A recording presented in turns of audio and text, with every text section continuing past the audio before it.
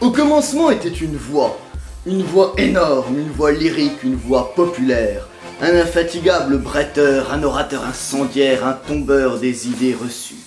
Et ensuite c'est une des dernières légendes du journalisme en France, un éternel rebelle qui a encore en lui cette fleur de vivre, des petits bars de Beyrouth où l'on défaisait le monde au petit matin jusqu'au 26e étage de la Trump Tower des années 60, sex, drogue and rock'n'roll à valeur actuelle, de Playboy à François, des années Mitterrand à Sud Radio. C'est toute une vie que l'on va retracer ce soir, et surtout, au moment où normalement il est l'heure d'écrire ses mémoires, à un moment, ce moment qu'on n'attendait plus, quand l'histoire recommence, la fin de l'histoire, les gilets jaunes, notre invité a décidé de prendre ce train en marche. Et c'est pour ça qu'on est très heureux de recevoir ce soir André Berkoff dans les Clochards Célestes. Bonsoir.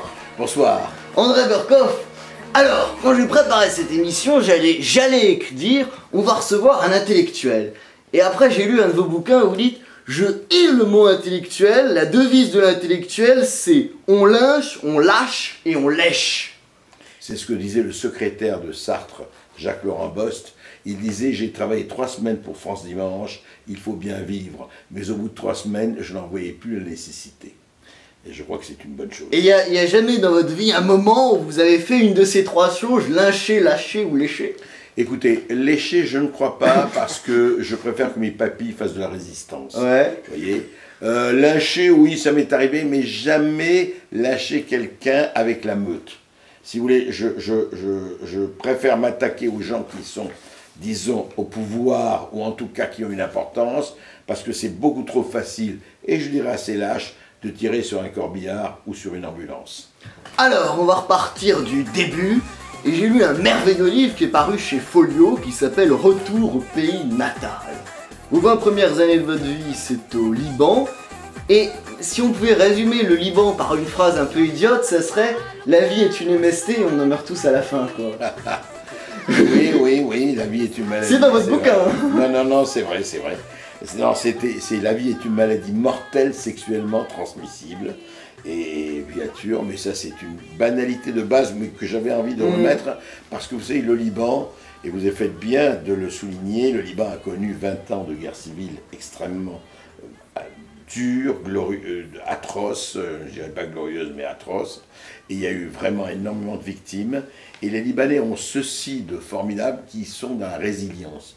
Ce sont des gens qui disent peut-être que demain on va sauter, mais en attendant, eh bien on va chez le coiffeur, on va s'habiller, il n'est pas nécessaire, disait Aragon, parce qu'il fait sombre, de manquer de tenue. Et les Libanais ont ça, c'est-à-dire un sens de la distance. Bon, il y a le commerce, il y a tout ça, il y a les Phéniciens, mais il y a une vraie distance, une vraie distance critique. Ils ont l'art de se fiche d'eux-mêmes avec beaucoup d'humour, et j'ai beaucoup aimé au Liban cette atmosphère festive, même si demain c'est l'apocalypse, en attendant on danse, on s'amuse, on boit, et on fait la fête. Et d'ailleurs, vous racontez, un jour, un écrivain arrive au Liban, à 11h du mat, et tous les bistrots sont pleins avec des gens qui picolent, et dit, mais tout ce pays est chômeur, en fait. Absolument. Vous ne pouvez pas qu'on se voit, que des gens soient dans les cafés, et je dis, mais pas du tout, ils ont travaillé, ils vont revenir au travail, mais on prend son temps. Et c'est l'Orient où on prend son temps. Vous savez, c'est la fameuse phrase d'un explorateur qui parle à un Africain, et il dit, vous savez, la différence entre vous et nous, c'est que vous avez la montre, et nous avons le temps. Et c'est la phrase d'Oscar Wilde, prendre son temps est le seul moyen pour ne pas le perdre. Qui est aussi dans votre bouquin. Mais alors, vous racontez au Liban l'idée que tout est éphémère, finalement. Que comme on a toujours ce danger, de la fusillade, de la bombe, on profite plus de chaque moment, on vit 1000 fois plus intensément, et qu'on devrait peut-être prendre exemple sur ça en France. Alors il faut vous dire quand même, pour être tout à fait objectif, que moi, le Liban que j'ai connu, il n'était pas du tout le Liban de la guerre au départ, c'était la Suisse du Moyen-Orient, et moi, comme j'étais à l'époque, à 22 ans ou 21 ans, j'étais rédacteur en chef culturel de L'Orient le jour, qui était l'Orient, plutôt d'ailleurs le grand quotidien francophone du Liban, qui tirait à 60 000 exemplaires pour une population de 3 millions d'habitants, vous voyez, c'était pas rien, il faisait le là, eh bien on a reçu tout le monde, et c'était extraordinaire de recevoir, et Jacques Brel, Pierre Brasseur, tout. vraiment des gens absolument... François Nourricier, c'est lui qui a fait la remarque sur les chômeurs, justement, quand on était dans Beyrouth. Donc, il y avait ça, et je suis revenu à Beyrouth, effectivement, au moment de la guerre, j'y suis allé souvent, et il y a eu donc cette joie de vivre, cette festivité, ces festivités au Liban, cet art de la fête, eh bien, je peux vous dire qu'il est resté malgré les massacres, malgré la guerre civile, malgré tout cela. Et c'est en ce ça que le Liban est proche de mon cœur. Et d'ailleurs, vous racontez des histoires absolument géniales. Par exemple, ce jour où vous laissez Pierre Brasseur avec 2 prostituées en train de chanter Bambino dans un bordel, c'est peut-être le point prostitution de l'émission. Absolument, mais écoutez, c'était passionnant parce qu'il est venu jouer Charmenteur de Georges Bernard Shaw avec Maria Casares. Et puis le soir, où je l'interview, il me dit qu'est-ce qu'on fait dans Beyrouth, etc. Je raconte ça parce que c'était assez drôle. Qu'est-ce qu'on fait Beyrouth la nuit? Je lui dis écoutez, je finis mon interview, je le donne au compositeur, au composeur, et puis après nous faisons Beyrouth by Night. Et on fait Beyrouth by Night. Ouais. Et je peux vous dire que c'était une soirée, et 3 soirées comme ça, absolument légendaires, où on a fait tous les bars de Beyrouth. Et lui, il buvait comme un trou. Moi, je me suis arrêté au 4e verre. Et évidemment, à 3h du matin, il me dit allez, où est-ce qu'il y a des gens? Je veux baiser, je veux baiser, je veux baiser. Je ne sais pas si ça passera dans votre ça passe tout pas. Alors, la question d'après est encore pire. Alors, je vais vous dire, je lui dis bon, ben, on va aller au bordel. À l'époque, il y avait un quartier des bordels, quartier des maisons closes à Beyrouth, très connu. Et donc, on arrive à 4h du matin, je m'en souviens toujours. Et il y avait effectivement des tromblons assez spéciaux. C'est-à-dire une dent en haut, une dent en bas. Je dis, vous savez, à cette heure-ci, c'est très bien, il était complètement raide. Et je dis aux filles, alors je donne à la matrone, parce que moi j'en ai marre, je voulais rentrer, j'ai l'adresse de l'hôtel, l'argent pour le taxi. Je dis, écoutez, quand il a fini, vous le mettez dans le taxi, il rentre à l'hôtel. Très bien, monsieur, il n'y a pas de problème. Et je dis aux filles en arabe, vous occupez bien de lui, vous savez, c'est un grand acteur français. Il me dit, comment il s'appelle? Je dis, il s'appelle Pierre Brasseur. Et je me rappellerai toujours du cajot qui arrive et qui dit, Pierrot, tu connais Gilbert Bécaud? Et lui, il était dans un état de décomposition. Et c'est là où, effectivement, j'ai quitté le bordel avec les 2 filles qui chantaient Bambino. Et je dois ajouter quand même, parce que le professionnalisme, c'est quelque chose, que le lendemain, je ne sais pas à quelle heure, moi je suis parti à 5h du matin, et il est rentré, et le soir même, il jouait Charmenteur, il était impeccable. Impeccable. Il était grand, avec les Casares, et c'était magnifique. Donc c'était vraiment ce qu'on appelle un grand professionnel. Mais il y a d'autres anecdotes, comme on est sur ce terrain-là, et que c'est avec le moment moins de 18 de l'émission, on est devenu spécialiste. Je vois. Tout est dans votre livre. Hein. J'ai à la page 30. J'assume. Alors on va assumer maintenant. Vous racontez que le gros problème au Liban, c'est que les filles devaient rester vierges. Alors il fallait trouver des subterfuges ou des moyens. Et on a reçu à cette même place, il y a 2 jours, Francky Vincent, et vous avez un grand point commun, que vous ne connaissez peut-être pas, la passion du 69. Ah oui. C'est ce qu'on appelle du producteur au consommateur. C'est ça. Oui, c'est une espèce d'échange, non pas marchandise, mais d'échange intéressant. Oui, c'est-à-dire qu'il fallait faire très attention à ce que la jeune fille ne tombe pas enceinte, car je rappelle que c'était un temps que les moins de 20 ans ne peuvent pas connaître. Il n'y avait ni pilule, ni etc. Et il y avait donc des filles qui tombaient enceintes, et c'était pas facile. Attention, je précise que le Liban n'est pas l'Arabie Saoudite, n'est pas un pays où on égorgeait la personne, voilà. Mais effectivement, donc, si vous voulez, on a ce qu'on appelle, vous savez, c'est comme à la guerre, c'est comme à l'amour, il faut trouver avec le ciel de lit des accommodements. Et on trouvait des accommodements. D'où la fameuse maxime de l'époque, celui qui refusait d'enculer était un enculé. Ah, on n'employait pas cela, nous. Ah non, je l'ai lu. Ah, vous l'avez lu? Ah oui, c'est vous. Ah, je l'ai dit là-dedans? Oui. Ah, je me rappelais plus ça. C'est en folio chez Gallimard. Et oui, c'est pour ça que c'est bien, c'est chez Gallimard. Mais c'est bien que vous me rappeliez ça. Non, c'est-à-dire qu'effectivement, le but était de trouver ce qu'on appelle les chemins de traverse. Oui, je suis très pudique, mais les chemins de traverse étaient d'ordre extrêmement divers, et heureusement. Donc chacun y trouvait son contentement. Cela dit, ça ne veut pas dire qu'il n'y avait pas des gens qui faisaient l'amour, ça ne veut pas dire qu'il n'y avait pas de filles qui tombaient enceintes, ça ne veut pas dire qu'il n'y avait que des subterfuges. Et bon, pour clore sur le Liban, il y a une phrase magnifique, vous dites, c'était le miroir de la vie malgré tous les instincts de mort, finalement. Absolument, absolument. Le Liban reste aujourd'hui, et reste une espèce de vraiment d'hymne à la vie, encore une fois, d'hymne à la résistance au pessimisme, à la mort et tout ça. Vous voyez, je ne suis pas d'origine libanaise, mais c'est quand même mon pays de cœur, j'y suis né, j'y ai vécu quand même une vingtaine d'années, et c'est un pays que je retrouve toujours avec plaisir, parce qu'il y a ce côté... Je vais raconter une histoire quand même, pour clore avec le Liban, parce qu'elle est tellement typique. Un jour, je me retrouve là-bas, puis après, je vivais à Paris depuis longtemps, et je vais en pleine guerre, je vais passer quelques jours. C'était pour un journal, d'ailleurs, je fais un reportage. Et je vois un ami, parce que j'avais évidemment beaucoup d'amis qui sont là, il me dit, il faut qu'on rentre à la maison, viens prendre un café. Je dis, bon, très bien. Et on arrive chez lui. Je me rappellerai vraiment toute ma vie, ça, parce que c'était pas évident. Et il y avait cinq types, 5 pillards, ou je sais pas quoi, avec leur kalachnikov, qui étaient en train de piller la maison, sa maison. Je lui dis, et il me regarde, je lui dis, ben, je lui dis, écoute, on s'en va, parce que c'est pas la peine, il va te voir, ils vont te fusiller, moi aussi, peut-être pas la peine de finir si tôt. Il me dit, non, non, attends. Je lui dis, attends, quoi? Tu as vu qu'ils sont là, ils sont en train de piller? Il dit, attends. Et il va les voir, et il leur dit, écoutez, est-ce qu'on peut voler avec vous, piller avec vous? Ah bah, si on a pour ça, donc j'ai vu ce type aller piller sa propre maison, prendre les papiers qu'il avait à prendre, et ça allait, et on est revenu à la voiture, j'étais scié, je me dis, mais t'es fou, quoi, t'es malade ou quoi? Et ben, voilà le Liban. C'est-à-dire que l'anecdote est dans le bouquin. Présence d'esprit, absolument. Il y a eu la présence d'esprit de faire ça. Ah oui, oui, oui, et même vous racontez, les gens ont toujours envie de vendre quelque chose, même s'ils ont rien à vous vendre.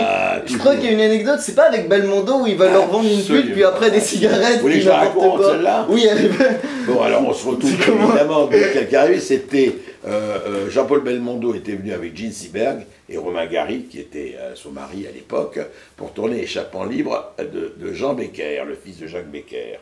Bon, ils sont au Liban, ils tournaient au Liban, et donc évidemment le soir on sort. J'ai eu la chance, encore une fois, de rencontrer tous ces gens-là, pas parce que c'est des gens connus, mais c'était des gens très intéressants, Romain Gary par exemple, formidable et passionnant, et donc évidemment ils veulent le quartier des bordels parce que c'était spécial. Donc nous marchons, là ils ne voulaient pas du tout consommer, mais ils voulaient visiter. Donc on est dans la rue, arrive un jeune homme qui est là et qui dit et qui reconnaît Belmondo, qui n'était pas encore la grande star, mais qui était déjà connu. Il dit, monsieur, vous voulez des jolies filles? On a de très jolies filles. Et Belmondo lui dit, non, ça va très bien, le type s'en va, on ne va plus le revoir. Et puis rue adjacente, il revient. Il dit, monsieur, vous voulez des petites filles? On a des petites filles très très bien et tout ça. Belmondo lui dit, écoutez, je vous dis, je ne veux rien, foutez-moi la paix. Puis je dis, bon, il s'est parti. Là, il revient encore, il dit, monsieur, vous voulez des garçons? On a des garçons très très très bien, vraiment très bien. Belmondo lui dit, écoutez, je ne veux rien, foutez-moi la paix. Bon, là, on dit, il a disparu. Marche encore 50 mètres, on le voit revenir. Monsieur, vous voulez pas des Marlboro? J'ai des Marlboro. Il voulait vendre. Je me rappellerai aussi, c'était tellement formidable. Et alors là, évidemment, tout le monde lui a pris des Marlboro, bien sûr. Et alors, la transition est toute parfaite, parce que c'est peut-être votre côté libanais, mais en 1980, vous aviez fait une sorte d'escroquerie absolument géniale pour Actuel, où vous vous faites passer pour un faux agent d'émir. Qui veut investir dans le Bordelais. Exact. Et vous aimez bien votre Bordeaux, donc dites, je vais aller dans le Bordelais. Voilà, ça a été effectivement... Alors ça n'a pas été une escroquerie, ça a été une mystification. Oui, une mystification. Ça, c'est formidable. Et ça, effectivement, je voulais savoir, ce que je ne saurais jamais, comment on est devant vous, comme on pense que vous avez 1 milliard ou 1 million. Ouais. Comme je ne le saurais jamais de ma vie, donc j'ai dit, voilà, on va se faire passer pour un riche émir, enfin en tout cas un agent d'émir, effectivement, et j'ai mis une petite annonce dans Sud-Ouest, mais vraiment toute petite, 10 cm sur 2 colonnes, Arabe Corporate à Bordeaux, monsieur Mohamed Zaker viendra pendant tel jour, et j'ai envoyé une fille, une grande blonde, qui serait ma secrétaire, évidemment un émir, il faut qu'il ait une grande blonde. Et donc j'ai envoyé cela, et je lui ai dit, écoute, on met la truc, on a mis l'annonce, et moi j'étais censé me dire le lendemain, je lui ai dit, s'il n'y a personne, eh ben tu me dis, c'est pas la peine, et puis on verra. Et le soir, elle m'appelle, elle me dit, c'est la folie, 450 demandes de rendez-vous, une folie totale, etc. Et c'est vrai que j'ai passé une semaine, en plus je ne parlais que anglais avec l'accent arabe. C'était quoi l'anglais avec un accent arabe? My dear friend, you have a very beautiful house, I want to buy it. Your price will be, I want to buy it. So, any price I take, wallahi I take.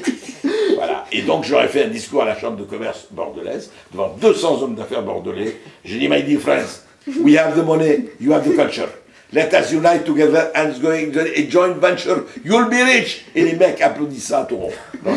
Et vous alliez visiter des châteaux pour vos 25 épouses en disant j'en ai 25, il faut les Non, loger. c'est l'émir du Koweït, je représente l'émir du Koweït. Il m'amène un château du bordel, et alors là, c'était magnifique, parce que, donc, ils montraient vraiment des châteaux sublimes. J'ai dit, écoutez, il y a un problème. Il dit, quoi? Il dit, les salles de bain. Ben, monsieur, il y a 3 salles de bain. Je dis, ça n'a pas la tête. Il faut une salle de bain par chambre. Il me dit, monsieur, vous me dites, on fera. Ils étaient prêts à tout, ils étaient prêts à tout. Ah, et attendez, je suis allé au château Cheval Blanc, château Béco, premier grand cru classé. Ils m'ont servi en 1935, 1937. Et moi, je lui dis, je ne peux pas faire le... J'ai dit, ah, il me dit, qu'est-ce que vous en pensez, monsieur Zacher? J'ai dit, this is like Ava Gardner, this is like Marilyn Monroe. Oh, et il me dit, et alors c'est extraordinaire, et je lui dis, vous n'avez pas le cru 36, 1936? Il me dit, very bad day, Front populaire, no good, no good, Front populaire. C'était étonnant. Et alors il voulait me vendre 200 000 bouteilles, je lui dis, mais enfin, vous savez que nous on boit pas d'alcool, enfin, moi je peux boire de l'alcool à l'étranger. Bon, allez, racontez pas des histoires, me dit-il, allez, 200 000 bouteilles, je vous fais un prix. Non, c'était énorme. Et il y a même des types qui venaient vous voir pour passer 10 minutes avec un milliardaire. Absolument. Pour voir qu'est-ce que ça fait de vendre 10 minutes. Il rêvait, absolument, il y a eu le rêve. Je vous dis, j'ai reçu 250 personnes. Et c'était étonnant, quoi. Il y a eu vraiment quelque... Parce que ça a duré une semaine. Vous avez, des fois, vous avez envie de crever de rire, quoi. Des fois, vous en pouvez plus. Vous aviez une fausse moustache. Hein? Vous aviez une moustache. Oui, alors malheureusement, qui s'est détaché au Saint-James et qui flottait dans la soupe. Ça a été un moment extrêmement dangereux parce que on n'est jamais trahi par les femmes. Il y avait une jeune fille de la télévision à FR3 avec qui j'avais eu une aventure qui m'a reconnu. Alors, elle a failli me dénoncer, mais après, je me suis arrangé. Alors, j'ai souffert sous l'occupation. On va continuer les histoires. Et là, une histoire très connue, mais il faut quand même la re-raconter. 1983, l'histoire est géniale. Attali vous demande d'écrire un bouquin sous pseudo qui s'appelle De la Reconquête pour détruire la droite, en faisant passer pour un leader de droite qui va dire du mal de son camp. Et vous pouvez pas assurer la promotion du bouquin parce que vous êtes reconnu. Alors vous demandez à un jeune type de le faire. Et qui est le jeune type? François Hollande. François Hollande m'avait aidé pour les chiffres, effectivement, je l'avais connu à ce moment-là. Et j'avais fait en fait des détournements de commandes.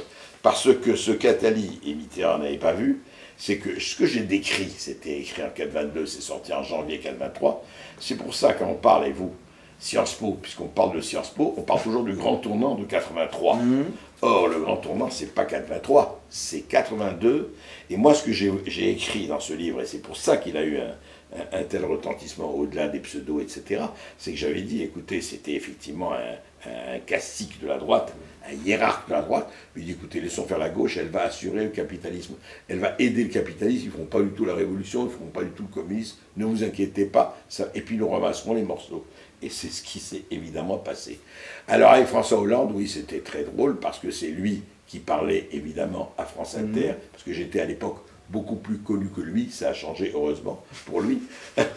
et donc, si vous voulez, il disait, nous à droite, nous pensons que, évidemment, tout le monde a sorti ça quand Hollande a été président de la République. Et il y avait même Ségolène Royal qui vous a aidé à faire le bouquin. Ah oui, Ségolène Royal était avec nous, mais c'est surtout Hollande. Ouais. C'est-à-dire, Hollande, il n'a pas écrit une ligne, mais il a vérifié les chiffres. Il n'était pas économiste, donc il a vérifié les chiffres. Et effectivement, Hollande et Ségolène étaient à l'époque à l'Élysée, et donc j'allais souvent dîner avec eux, les voir, etc. Et quel souvenir vous avez d'Hollande et Ségolène? Très drôle. Enfin, lui, Hollande, soyons clairs. Ségolène un peu plus... j'ai édité les 2 premiers livres de Ségolène Royal. Ah oui? Ah oui. Ouais. J'étais chez Robert Laffont, j'ai édité Le Printemps des grands-parents et le ras-le-bol des bébés zappeurs. Oui, je me rappelle encore les titres. Livres qui ont marqué les générations. Livres qui sont à l'égal de Nietzsche et de... Évidemment. Ça... Lu pour préparer. Vous le voyez, d'ailleurs c'est dans la Pléiade bientôt. Non, ce qui était très drôle, c'est que Ségolène, j'ai senti son côté un peu... C'est que Ségolène, qu'est-ce qu'elle était hallucinante. Alors on publie le bouquin, chaque matin elle me dit « André, j'étais à Besançon, j'ai pas vu le livre dans la librairie. » Je dis « Ségolène, appelle le service commercial, ne viens pas m'embêter avec ça. » Et alors elle était, elle était un peu comme ça. Lui, très drôle, François. François n'était pas fait pour être président de la République. Il est brillant, il est marrant, etc. Mais son rêve était journaliste. Et d'ailleurs, qu'est-ce qu'il a fait pendant 5 ans? Il a commenté son mandat. Il a commenté sa propre inaction. Et moi, je dis, il faut qu'il finisse à BFM TV ou à CNews. Ah mais oui, il serait parfait. Parfait. Mais il commentait avant même de faire les trucs. Quoi. Ah, mais il commentait au lieu de faire Oui, c'est ça, au lieu. Il préférait commenter que les faire. Alors, une rencontre qui, j'espère, a été un peu plus creusée, c'est la fameuse, la célébrissime rencontre avec Trump. À l'époque, vous êtes le seul journaliste français à rencontrer Trump, et tout le monde vous Toujours dit... aujourd'hui. Hein. Oui, toujours, et tout le monde vous dit, publie très vite ton papier, parce que dans 2 jours, on l'aura oublié. Très vrai. Non, dans 2 jours, il est mort. Oui, dans 2 jours. C'est ça le truc. C'est que... Ah oui, oui, absolument. Alors si je raconte ça, c'est très drôle, c'est parce que tout le monde me dit, mais comment tu as pu, toi, voir Trump, alors que nous, on essaye depuis des mois, voire des années, on n'a jamais réussi. Et jusqu'ici, c'est vrai, parce que, en fait, je vous raconte comment c'est passé, c'était un dîner à Paris, en fin 2015, et lui s'est présenté en juin 2015, il a annoncé sa candidature. Donc je discute avec quelqu'un, on parle de Trump évidemment, et il me dit « Ah mais je le connais très bien, vous savez, j'ai travaillé 25 ans avec lui dans l'immobilier, etc. » Je dis « Bon. » Et je lui dis « Dites-moi par hasard, vous le voyez toujours ?» Il dit « Oui, je le vois, bien sûr. » Je dis « Écoutez, moi, réflexion de journaliste, bien sûr. » J'ai dit « Écoutez, je serais ravi de faire un entretien avec lui. » Il m'a dit « Écoutez, ça m'étonnerait parce qu'il ne parle qu'aux journalistes américains, parce qu'il est en campagne, c'est pas qu'il ne veut pas voir des journalistes étrangers, mais ça ne l'intéresse pas pour le moment. » Je lui dis « Écoutez, si vous pouvez lui poser des questions, voilà. » Et puis, honnêtement, 1 mois et demi passe, je dis, bon, c'est fini, Trump est occupé, il a autre chose à faire que de recevoir les... Voilà. Et j'y pense plus. Et un soir, je me rappellerai toujours, coup de téléphone de New York, la personne que j'avais rencontrée, alors André Verkov voulait toujours rencontrer Trump, je dis, bien sûr. Il me dit, bon, ben, écoutez, c'était un lundi, il me dit, il vous recevra mercredi 20 minutes de telle heure à telle heure à la Trump Tower. Je dis, ah bon, mais c'est sûr? Elle me dit, écoutez, c'est jamais sûr. À vous de voir, moi il me l'a dit, maintenant s'il a un problème, eh ben, il ne sera peut-être pas là. Je dis qu'est-ce que je fais? Et je dis allez, je tente. Je tente, j'y suis allé, et effectivement, il m'a reçu à la Trump Tower, et en fait on a passé 1 heure, je me suis arrangé à ce qu'on passe un peu plus tard, parce que je dis, Paris New York pour 20 minutes, ben oui quand même, c'est un peu léger. Et alors, première phrase que vous lui dites, je sais pas si c'est la première, vous êtes le premier à faire de la politique postmoderne. Non, non, je ne lui ai pas dit ça, je lui ai dit, je lui ai dit, mais votre mouvement c'est quoi? Non, c'est encore plus intéressant parce que, il me dit, je sens que le mouvement marche, après avoir vu les politiques corrompus et compagnie, je sens que le mouvement marche très bien. Et je lui dis, c'est quoi votre mouvement? Et il me répond, c'est très intéressant aujourd'hui, il me dit, mon mouvement c'est Twitter, Facebook et Instagram. Je dis, ah bon, c'est quoi votre mouvement? Il m'a dit oui. Parce que quand j'ai compris que la presse, non seulement démocrate mais républicaine, que les médias étaient tous contre moi, j'ai dit la seule manière d'y aller, c'était de parler de producteurs aux consommateurs. C'est le premier qui, effectivement, a fait l'ubérisation de la politique et a compris qu'aujourd'hui, et il l'a compris à grande échelle, que les réseaux sociaux allaient jouer un rôle fondamental. Et il avait, à l'époque, je vous parle en 2016, il avait déjà 15 millions d'abonnés. Donc, il distillait la chose, et il m'a dit, il y a 30 ans avant le New York Times, je rêvais d'acheter le New York Times, et aujourd'hui, je me fiche du New York Times, j'en ai rien à faire. Mais d'ailleurs, c'est aussi pour ça que les réseaux sociaux en France sont de plus en plus bâillonnés, et vous citez une phrase géniale de Cocteau qui dit « Puisque ces mystères nous dépassent, feignons de les organiser ». Bien sûr. Tout est dit, là. Alors, on va continuer votre visite avec Trump, il vous fait même visiter ses appartements privés, et vous dites cette penthouse m'a donné des désirs et des fantasmes de maître du monde. Oui, mais on comprend quand on est, vous savez, en haut de la Trump Tower, il a le 65, son 6e, 67e étage, et que vous avez tout Manhattan, que vous avez Central Park, que vous avez tout cela, c'est vrai qu'on comprend que là, il y a une espèce de fantasme de maître du monde. En revanche, j'ai été un peu douché par la décoration, qui faisait assez koweïtienne, vous voyez, des feuilles d'or, des espèces d'aluminium romaines, un peu kitsch, quoi. Mais bon, en même temps, la vue fabuleuse sur Manhattan, la ville-monde, à New York, qui reste la ville-monde. Et il y avait Melania. Et il y avait la sublime Melania, qui est vraiment très belle, et qui est plutôt agréable, plutôt... on l'a un peu... On a parlé avec elle. Lui était déjà parti, mais Melania, elle est, franchement, je comprends, elle a une espèce de classe, vous savez, elle est estonienne, elle a une classe formidable, quoi, et voilà. Et alors, vous posez, à la fin de l'entretien, je crois, la question essentielle à Trump, pourquoi il ne boit pas? Et alors, quelle est la réponse? Ben, il a une réponse très simple, c'est qu'il dit, moi je ne fume pas, je ne bois pas, et depuis toujours, à cause de son frère. Il a vu son frère se détruire par la boisson, et par la cigarette, surtout par la boisson. Et il a dit, moi je ne ferai jamais ça. Il a été très marqué. Il me l'a dit, mais il avait écrit il y a longtemps, par son frère qui s'est un peu autodétruit par l'alcool et autres, et les drogues. Et donc il boit pas une goutte, fume pas. Pas une goutte, jamais. Pas une goutte, pas une cigarette, rien. Et pas rien. Ouais. Rien. Alors, et il mange, je veux dire, c'est pas un jouisseur. Hein. Ouais. Il mange 20 minutes, c'est très bien pour lui, c'est déjà énorme. Alors évidemment, notre goût de français, quand je vois ça, je dis, bon, on ne déjeunera jamais ensemble, c'est très bien. Mais non, mais il a ça. En même temps, ce qui était très frappant, il m'a vraiment frappé, c'est qu'il m'a reçu comme si je venais de Cincinnati ou d'Ohio. Il n'a jamais dit à sa journaliste français, je vais parler pour le public français ou le public français européen. Ouais. Il n'avait rien à faire de cela. Il me parlait comme si j'étais un journaliste venu de... Voilà. Et pourquoi je dis ça? Parce qu'on a parlé du Bataclan, on a parlé des attentats, et 2 semaines après, dans un de ses meetings, il a mot pour mot répété ce qu'il m'avait dit. Ah oui, et d'ailleurs, il a dit des trucs pas très politiquement corrects sur le Bataclan, justement. Pas du tout. Oui, même pas du tout, oui. Il a dit, je comprends pas que vous défendiez pas là-dessus. Moi, j'ai une arme. Ouais. Il a sorti son arme, il m'a dit, moi, j'étais au Bataclan, ben, j'aurais tiré. Absolument. Et il a dit, même j'aurais été peut-être tué, mais j'aurais tiré, je comprends pas que vous, Français, vous ne protégez pas vos frontières, vous ne protégez pas votre peuple, vous laissez faire. Et oui, il a été assez dur là-dessus, quoi. Alors, dans le dernier livre, vous parlez de Trump et vous dites c'est le nez de Cléopâtre dans la vessie de Cromwell. Alors expliquez-nous cette expression qu'on ne comprend pas tous. En fait, je demande.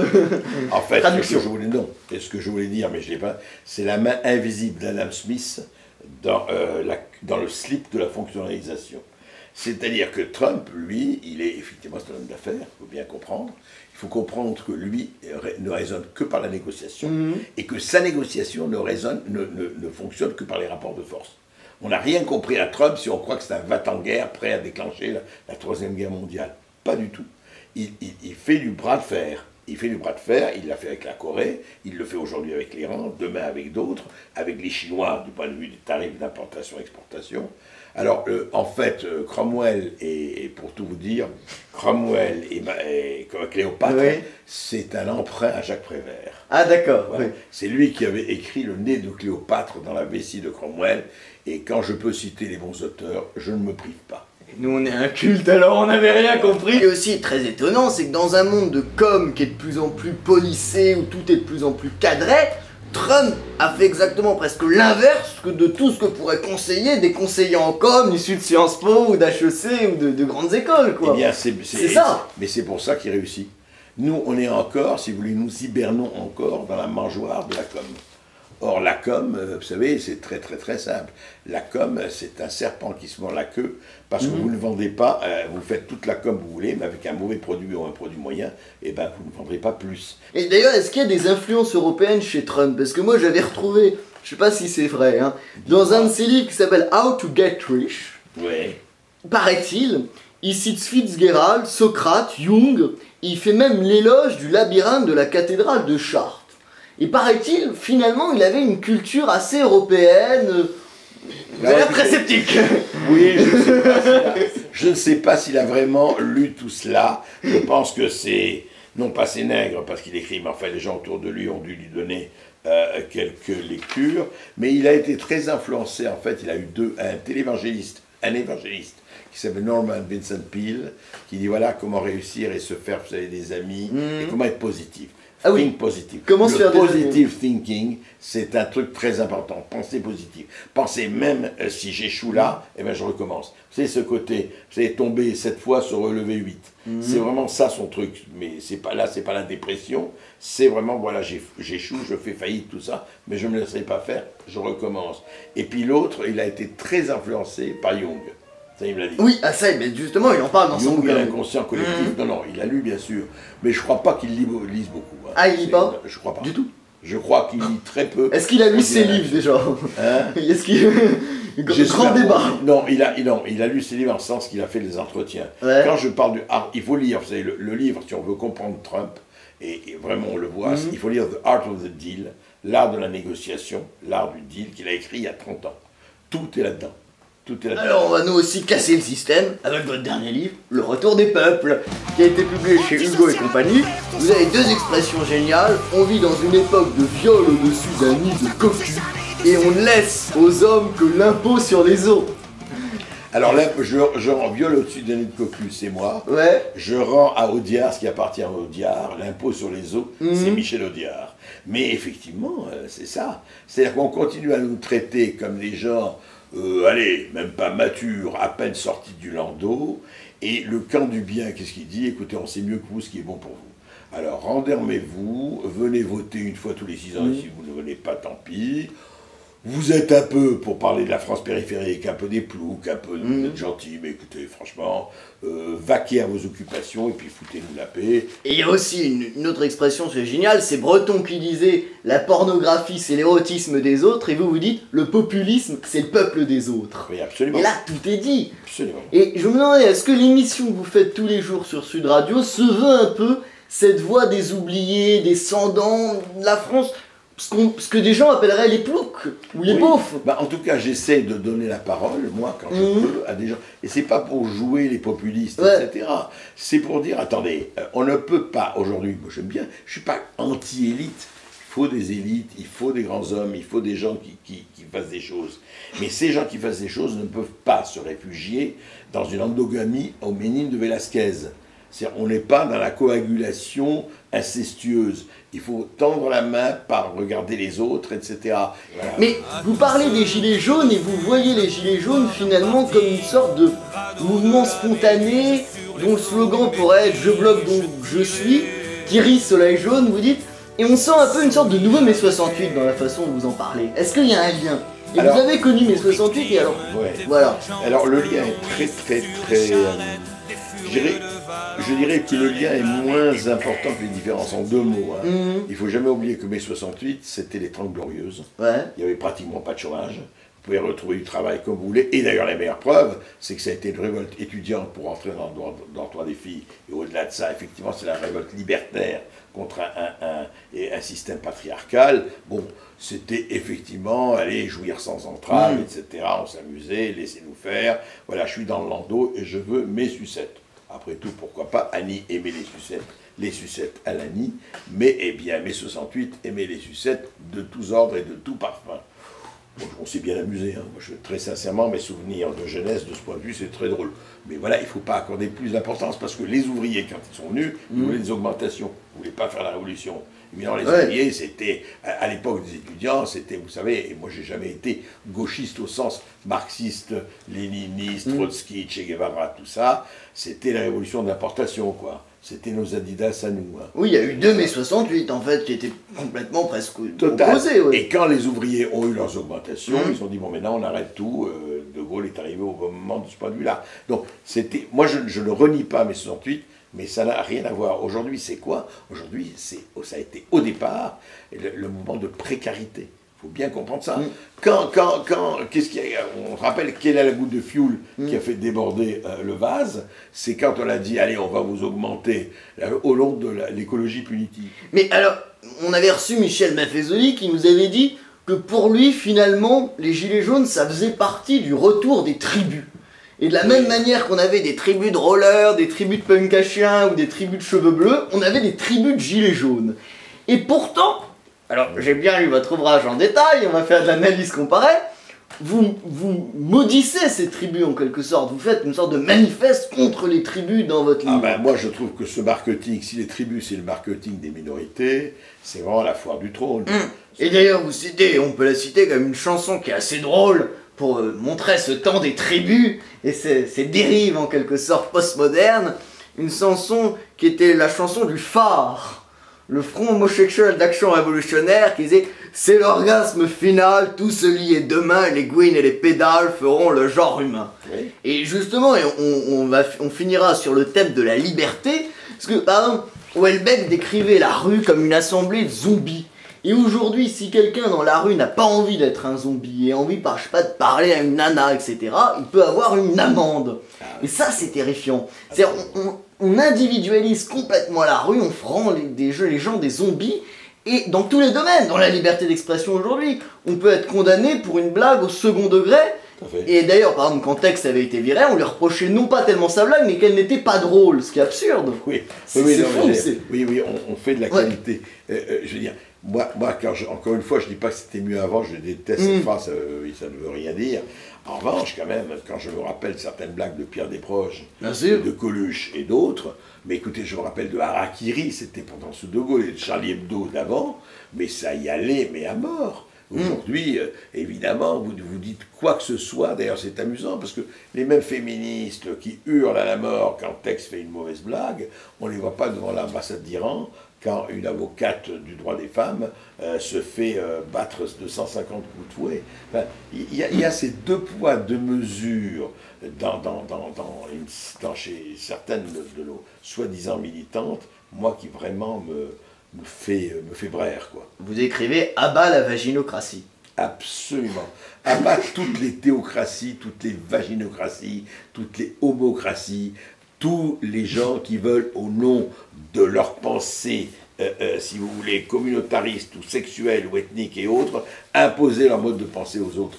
Écoutez, mais laissez-les vivre, au vrai sens du terme, laissez-nous vivre. Moi, je n'impose absolument pas mon mode de pensée aux autres, mais ne venez pas m'imposer vos us et coutumes. On pourrait d'ailleurs finir sur la phrase du guépard. Il faut que tout change pour que rien ne change. En tout cas, nous étions ravis de vous recevoir pour cette émission des Clochards Célestes, André Berkoff. Merci beaucoup et à très bientôt. Salut et fraternité. Moi, je te préfère ici.